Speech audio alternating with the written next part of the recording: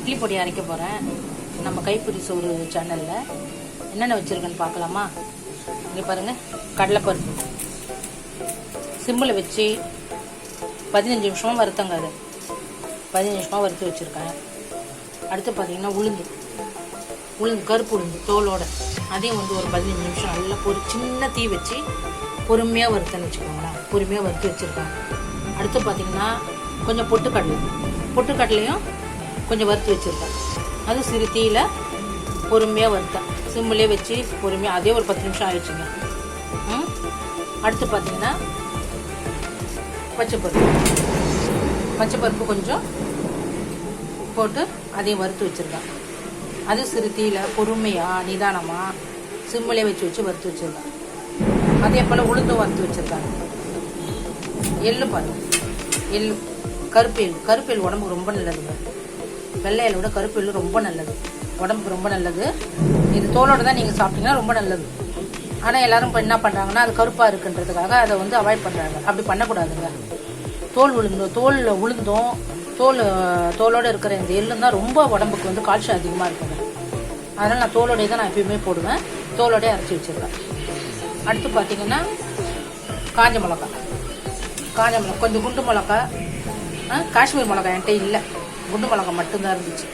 அது இல்லாமல் நீட்டு மிளகா காரமாக இருக்கும் இல்லையா, இந்த நீட்டு மிளகா கொஞ்சம் இருந்துச்சு. அது ரெண்டுத்தையும் கலந்து வறுத்து வச்சுருக்காங்க. அடுத்து பார்த்திங்கன்னா பூண்டு பார்த்திங்கன்னா நல்லா கொஞ்சமாக எண்ணெய் ஊற்றி நல்லெண்ணெய் ஊற்றி நல்லா அது ஈரப்பதம் போகிற அளவுக்கு நல்லா வறுத்து வச்சுருக்கேன். ஏன்னா ஈரத்தோடு இருந்தால் நான் சரி வராது, பூரணம் ஊற்றுறோம். ஏன்னா கொஞ்சம் நாளைக்கு நம்ம வச்சுக்க முடியாது. நல்லா எண்ணெயில் போட்டு நல்லா சுருளை வதக்கிட்டால் நமக்கு அதில் இருக்கிற ஈரப்பதம்லாம் போயிடும். நம்ம அப்படியே அரைச்சிக்கலாம். நான் தோலோடு தாங்க போடுவேன். தோலோடு போட்டால் தான் வாசனை. தோல்லையும் நிறைய சத்து இருக்குது. நீங்கள் படித்து பாருங்கள், தோல்லையும் நிறைய சத்து இருக்குது. அதனால் நான் தோலோடு தான் நான் போட்டுக்கிறேன். அடுத்து பார்த்திங்கன்னா பெருங்காயம், கட்டி பெருங்காயம் பாருங்கள். கட்டி பெருங்காயத்தை நல்லா எண்ணெயில் போட்டு வறுத்து வச்சுருக்கேன். இந்த பாருங்கள் எப்படி நொறுங்குது பாருங்கள். இந்த பாருங்கள் எப்படி நொறுங்குது பாருங்கள். கட்டி பெருங்காயம் வச்சுருக்கேன். அடுத்து பார்த்திங்கன்னா உப்பும் வறுத்து வச்சுருக்கேன். உப்பு கொஞ்சம் ஈரப்பதம் போகிற அளவுக்கு இந்த பாருங்கள் பொலன்னு ஈரப்பதம் போகிற அளவுக்கு வறுத்து வச்சுருக்கேன்.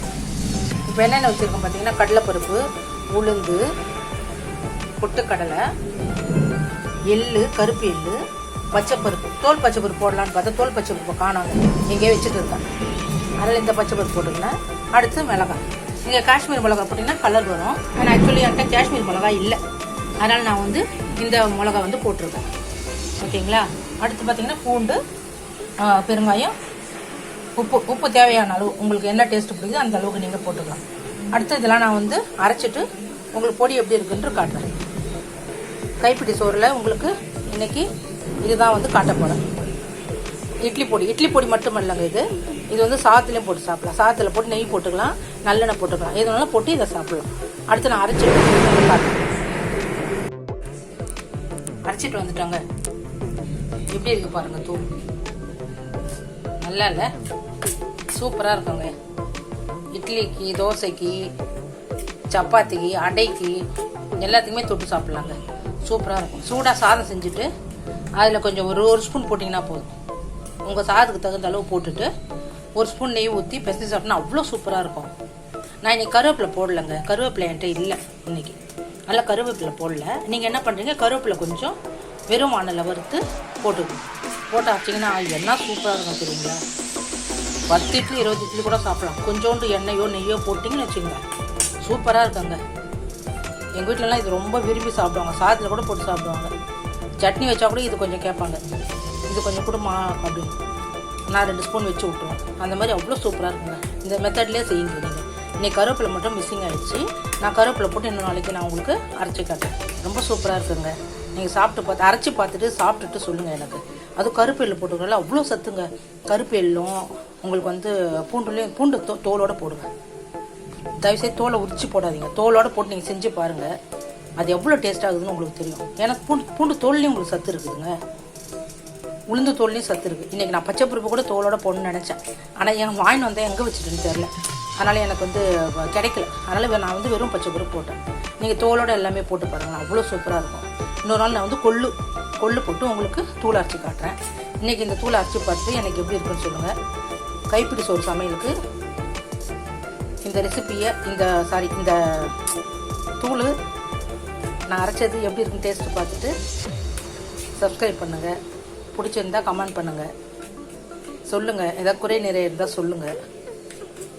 சாப்பிட்டு பாருங்கள் மக்களே, ரொம்ப சூப்பராக இருக்கும்.